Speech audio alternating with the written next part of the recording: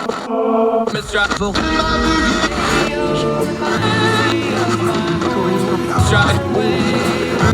Let's win.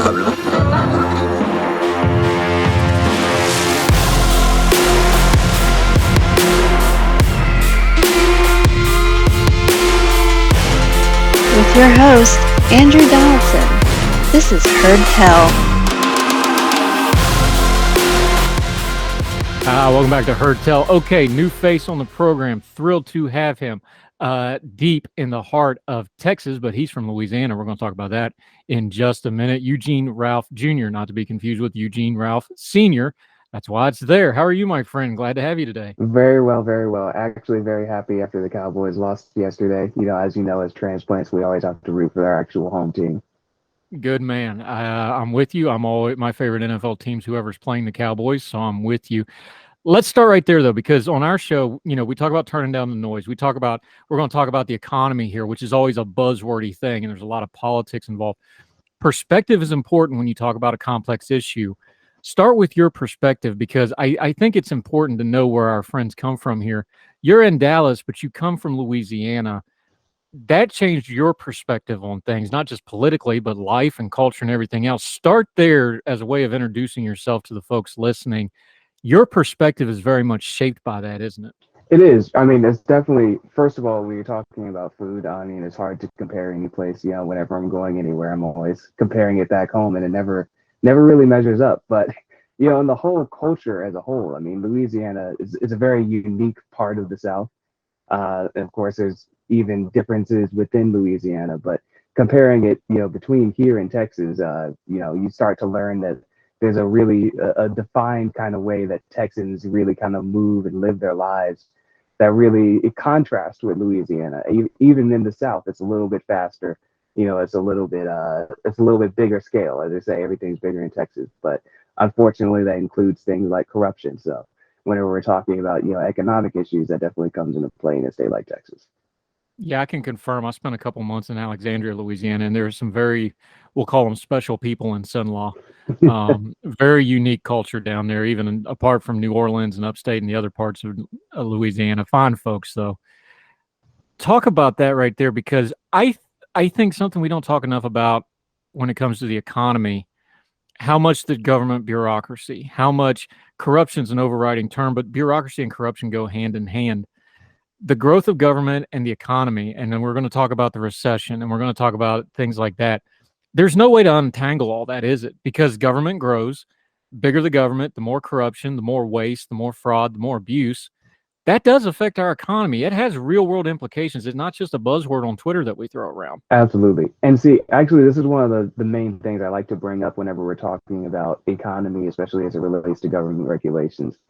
See, the issue is that whenever you introduce the government into an economy, through whatever kind of forces it wants to basically put in, be it through the monetary system, be it through, regulations of an industry, the distortion that it has from that point going forward, it's basically impossible to ever disentangle, the government from what is private sector actors actually acting rationally, so that we can never actually just look at an economy with government acting and say, what is really the free market's will here?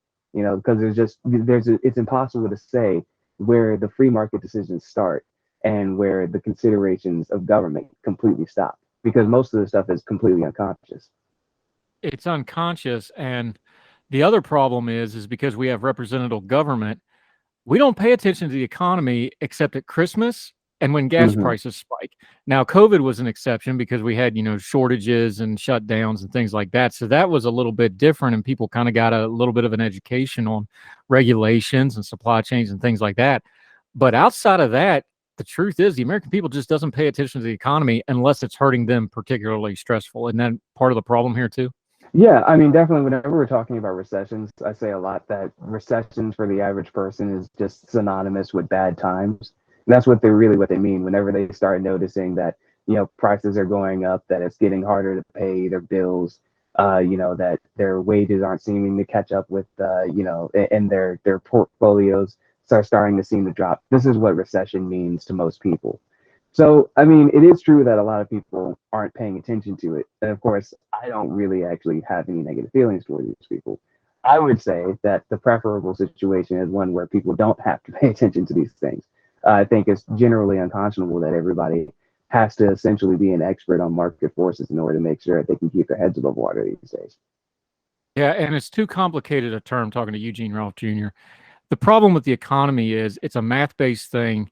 It's very, very complicated. There's different disciplines inside of economics. It's too big for even the people that do it full time. They have specialties in it. They don't cover the entire economy. So for the average person, they got no chance of understanding all this stuff.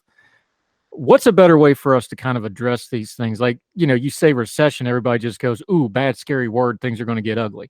Or they hear things like, housing downturns, which it looks like we might be heading towards. Or they see things like gas prices. What's a better way for us to discuss them that avoids that kind of buzzword stuff where it just kind of goes over everybody's head, or the math where it just rolls my eyes because I'm not good at math. I'll admit it. I don't like math. It doesn't like me. We've learned to live with each other. What's a better way to talk about it, though? Because there's got to be a gap between that before you jump to the politics side of, hey, this is a nuts and bolts thing. We all have to buy stuff. We live in an economy. We work together. We got to be able to discuss this somehow, yeah? Absolutely. I think that really it is those kind of particular things that affect you specifically that really makes it real for a lot of people. So, of course, whenever you talk about the housing market, it can be a little scary. The houses, some people have billion-dollar companies that they manage, but most people, their biggest investment is their house. So it can be a little bit frightening whenever they start talking about housing values going down. But I think that this is actually one of the good ways to actually kind of get into the topics of the discussion is saying, how is it that what the government is doing is affecting you? It's things that people can actually look at, they can feel, they can touch it. They know generally how these things operate. So there are some things that are always going to be a little bit high level. Like if I'm trying to explain to you how the prices of an avocado tariff is affecting the deliveries of the whole produce market, then that's going to be a little bit difficult. But especially in a situation like now, everybody can understand that oil prices skyrocketing is going to mean that everything becomes more expensive because everything requires energy. Yeah, and you wrote about this when your piece in the Daily Bell. We're going to link to it. Y'all need to go read the entire thing. It's also got some good information linked inside of it. You decided to make a lot of friends and write a piece entitled "A Recession Is Necessary," and then you tagged it "Though Unwelcome" to cover yourself a little bit. Start right there though, because folks may not fully understand. The economy is like everything else. It's got a rhythm and flow to it. There's a circadian rhythm to it. It can't stay up all the time. It can't be down all the time. It has to have some movement to it. But we also understand politically, it's musical chairs where the people that are in charge, they don't want that down period to be when they're in charge, right? This is the core conflict here of we need to have downturn periods, but then we start tinkering with the economy to try to pick and choose where that is. And that's where we start getting into making bad situations worse. Yeah, you're absolutely right. I mean, we see this happening pretty regularly in American history. Of course, everybody remembers the Great Depression, and a few Austrian economists will be happy to remind people that the Great Depression was only so great because the government refused to actually let the economy be depressed for very long. The Great Depression, just like most recessions, would have actually cleared up fairly regularly, but the recovery took years, not because of the war effort, but primarily because the government had decided that it was essentially going to take complete control of the economy in order to make sure that they could take credit for the recovery. The same thing happens all the time in recessions, but whatever we're having, what it really is a recession in economic terms, of course, for the regular person, like I said, it just means bad times. Really, if you're talking about the whole economy, there's a perfect example that comes up a lot if you talk about, say, a home builder, right? And there's credit in the economy that makes him thinks that there's, say, 20%, 40% more materials available to build homes than there actually are in the economy, right? Because the pricing signals are completely messed up because nobody's actually buying on their own investment or on the near investment of somebody that's taking a personal interest in the company, but that there's a lot of credit floating around. There's a lot of fiat being floated around such that the prices don't necessarily reflect the actual scarcity in the market. So years down the road, a home builder finds out that, oh, okay, I don't actually have nearly half of the materials that I need to complete these projects, but still many of them are not actually finished. There's only a portion of the homes built, And so he essentially loses his shirt because he can't actually cover all the expenses whenever the bill comes due to say that we actually need to correct the price signals. Yeah, it's funny because like a couple months ago, I actually was pricing a fence for the backyard. I got 4 dogs and a bunch of teenagers. We need some fencing around here. They wouldn't even quote me a wood fence. And they're like, it's too expensive. It'll take too long to get it. So we just stopped quoting it. We haven't quoted wood in over a year now. And it'll probably be 2 years before we quote wood again. So I'm sitting there trying to figure out people building houses. I forget the number, but it's something like there's 26 different trades that go into house building. And that's why housing is such an economic indicator. Just run with that example for a second of these streams of the economic thought. We pick and choose one of them out. We'll pick out, the labor market. We'll pick out the unemployment rate. We'll pick out housing. Something like house building and house selling, you get the loan portion of it, the finance portion, you get the material portion of it, you get the labor portion of it. That's where all these economic streams cross. And that's why those are such economic indicators, because something like just building one house involves so many people and so many different parts of the economy. Those are really the things we need to be paying close attention to, isn't it? Absolutely. I'm really glad that you bring that up. A lot of people, we all understand that, houses, they go up, right? And a lot of times we kind of see the development happening, somewhere in the distance. We notice that the land is being cleared one day, and then the next day there's 500 brand new shiny homes. But yeah, I mean, there's a lot of trades that go into it. So it is a very good indicator of how a lot of labor is actually being affected, and also a lot of producer prices on materials. So it is the kind of thing that people should pay attention to. Of course, people already do, so I don't need to tell people that you need to start paying attention to the housing market. Of course, their 401k pays attention to the housing market. And of course, the Federal Reserve pays attention to the housing market, though we would wish they might stop a little bit. Yeah, especially with interest rates going up, people are going to pay very close attention, especially if they don't have a locked-in interest rate. Eugene Ralph Jr. joining us. We're going to take a quick break. We're going to dig into this piece that he wrote a little bit more. Why a recession is necessary. Why we have trouble talking about grown folk things like, hey, sometimes you got to have bad times to get to the good times. He's also got a couple really good one-liners in here we're going to talk about. He uses the term ratchet in a sentence that I just absolutely love as a writer. We'll point that out to him. From Texas, Eugene Ralph Jr. joining us. Heard Tell continues. Enjoy.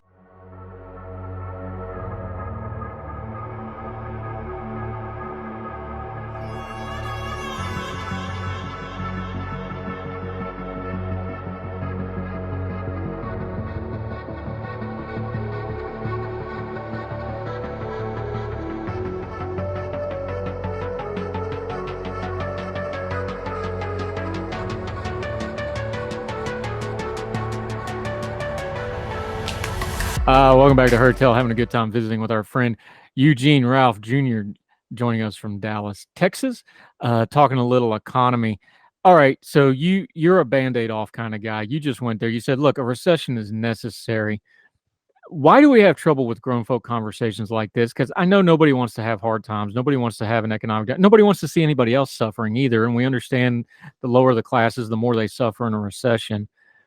But these things economically, we know, good times don't last. You're going to have down periods. Why do we have such a hard time just culturally discussing something that, like we talked about, economics is a math problem. It's a mathematical certainty. These things are going to happen from time to time, but we can't seem to discuss it like grown folk, can we?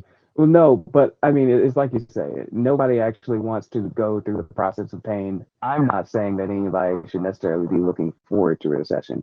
My hope is just that people can prepare as much as they possibly can, which again is becoming increasingly difficult because of the way that the government has been meddling in the economy. But it makes it even more important for people like us who are really paying attention to these things and are actually willing to be honest with people to say that, hey, things are going to get tough. But just like whenever you break a bone, the doctor actually has to set it. The longer that you wait, the more damage you're going to cause. Yeah, and you took on the debate about whether we are or are not in a recession. In one way it really matters, in another way it really doesn't. But you talked about that part of the debate. The metrics aren't exactly really good metrics to work off of. You talk about things like GDP. Mm-hmm. You talk about economic yield.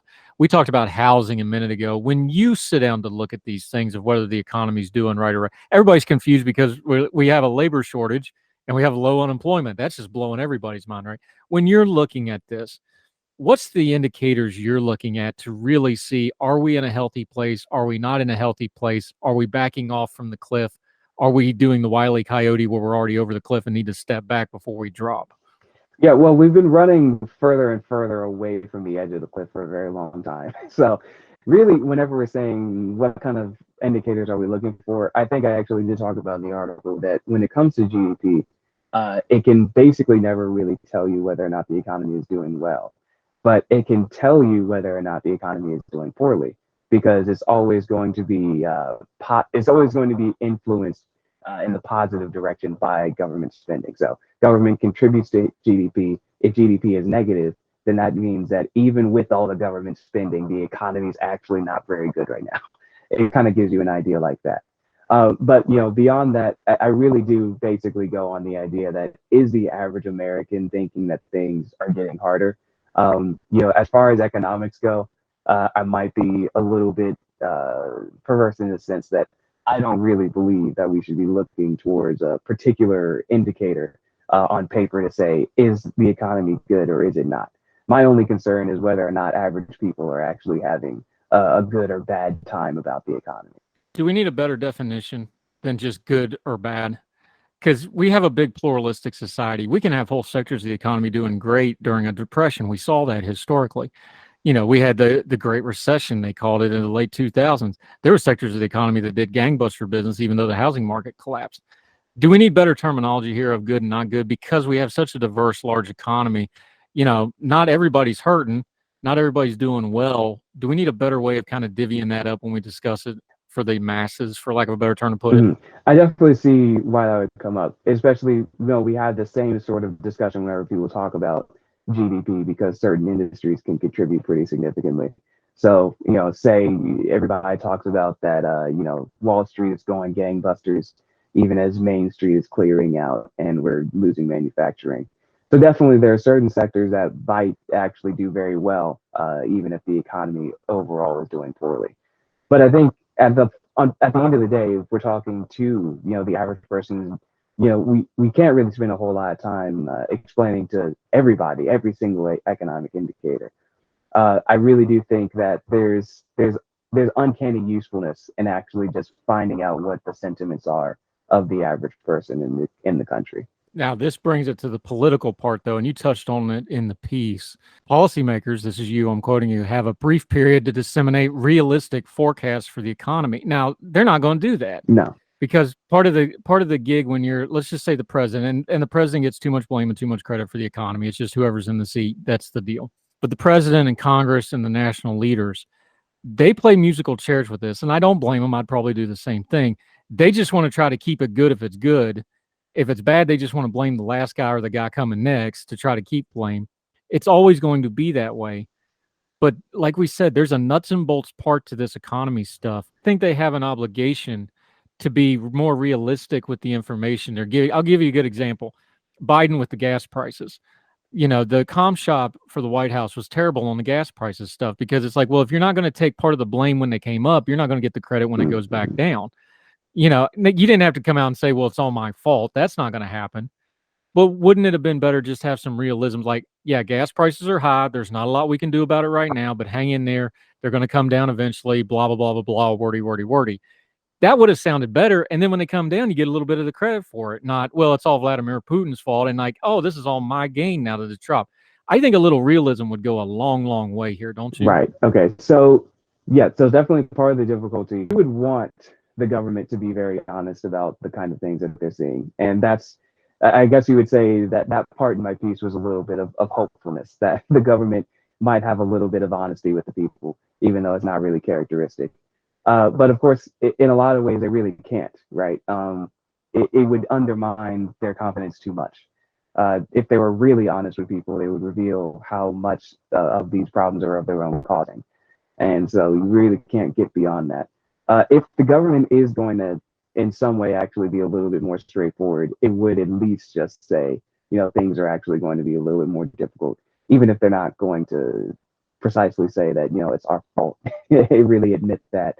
But they could at least come out and say, hey, these are kind of particular things that we expect to see, in the coming months. We expect to see food prices going up. We expect to see gas prices coming down slightly, but this is just a little bit of the elastic band coming back. But I don't necessarily expect it of them now.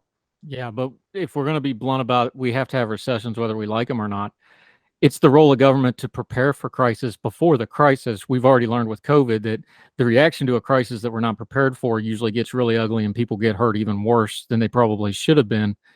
This is a foundational role of government, is to prepare for crisis. And when they don't do it, this is something us, the people, need to pay attention to and try to hold them accountable for and at least make some noise about, shouldn't it be? Well, if we accept the frame that the government is capable of actually responding to a crisis in a constructive way, then yes. But it's generally my frame that the government can basically do nothing right except for break things. So we do actually have this issue come up where we actually trying to say, okay, well, what is it that the government can do here? And it's the same way whenever I was talking about the economy earlier. It's impossible to know exactly where a free market consideration of exactly, what are my economic circumstances and actually just making a business decision. Where does that stop? Where does the consideration of government regulations on the particular matter begin? It's impossible to disentangle it.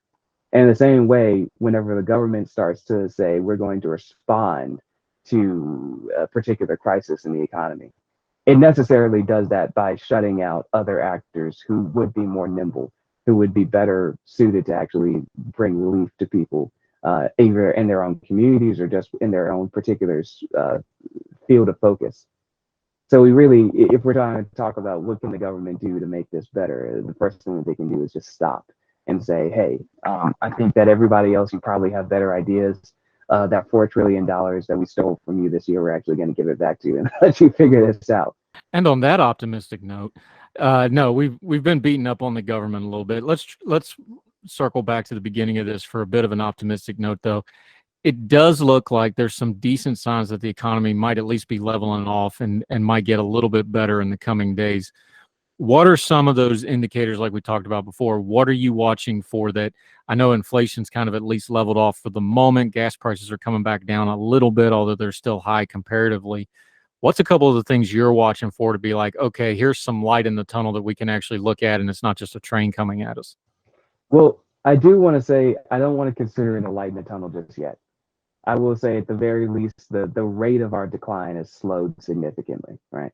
So of course, whenever things were really first getting going, when the money printer was going at full bore, and when basically all energy production had ground to a halt for a moment, things were looking pretty dire in the very near term. And now it just looks like they're going to be very uncomfortable for a while. As far as what are the kind of indicators that we could see that would be overall improving, I think it's very difficult to actually see that the economy is going to be in a good place in the near term, without us actually going through something at least about as bad as we've experienced pretty soon, really. At the end of the day, everybody understands that labor markets are not very good in the United States. We're having some issues actually keeping up employment. Employment participation rate is dropping, is pretty low. It's unfortunately low. So as far as actual, we're looking towards what is the actual health of an economy? It's capital accumulation, it's production, and we're just not seeing very much of that right now. This is the biggest problem, right? Is that people actually being able to save. People's savings rate is extremely low. It's almost zero in the United States. So until we actually start seeing that being able to improve, then we're not really in the place that we should be expecting it to turn around at that point. Yeah, and the personal savings, when you combine it with the level of personal debt, is a very bleak picture. We'll have to get into that some other time. That old, if you needed $500 today, could you get it? That old metric. Another topic for another day, my friend. Eugene Ralph Jr. joining us. Okay, we've been holding the government accountable. We've been pretty rough on them. Friends hold friends accountable. We got to talk about your Twitter feed right quick. You tweeted, and I quote, "If King Charles's only contribution is turning public and political opinion against aggressive modern architecture in his reign, will have been a smashing success." Eugene Ralph, defend your tweet, which I agree with, by the way. This. Look, I hate modern architecture. There's a popular meme that goes around that shows a recent or more recently built house. I think it was in the 1970s, very much of the kind of modern architectural sense of the time. And it's absolutely disgusting. It's the most horrible thing that you've ever seen. And then we have another picture of a house built in the 1500s. And of course, nobody back then who was building these vernacular homes was, classically trained in an academy for architecture, right? I think that architecture and art generally, the kind of things that are being produced in society, says a lot about its desire to actually survive. And right now, we just don't have a lot of things that are being built in the public space that really encourage people to look towards higher things and to really succeed on a human scale. It's towers of glass and steel that all look like they are essentially meant to oppress you. Is the way that I look at it. So I would say that if King Charles, since he does have this kind of interest in a more classical architectural style, if he kind of reinvigorates that first in the United Kingdom and then hopefully in the United States as well, then I would begin to hail him as the king of ages. I am actually okay with the towers of glass and steel. My own personal architecture is I loathe with a passion strip malls. Oh yeah. I am absolutely I can't stand. We had our urbanist friend on talking about it the other day, and he agreed with me. I can't stand strip malls. They're driving me crazy, and every time I turn around, they're building another freaking strip mall. And it's all it is the same companies. Every time they move a new strip mall, they just switch to the new one, leave the old one vacant, and then you got a mess on your hand.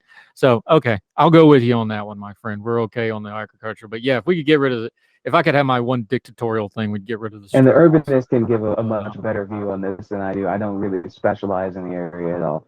But yes, strip malls are they're a measure of how bad our whole development is overall. Yeah, strip malls are why we're failing as a country. I'm convinced of it.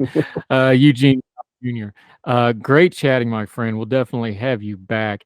Till folks see you back on Heard Tell again, let them know where they can follow you, what you have going on, how they can keep up with you until we talk to you again. Absolutely. I'll be writing many more pieces. So of course we're working on all things related to the economy. You'll see that kind of stuff coming out. But you can follow me on Twitter, and that's Ralph Jr. So Eugene Ralph Jr., but with the initials at the front and back.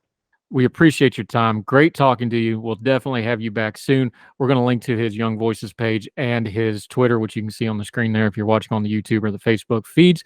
Eugene Ralph Jr., great job. Great chatting with you, my friend. We will talk again soon. Absolutely. Thank you. Thank you, sir.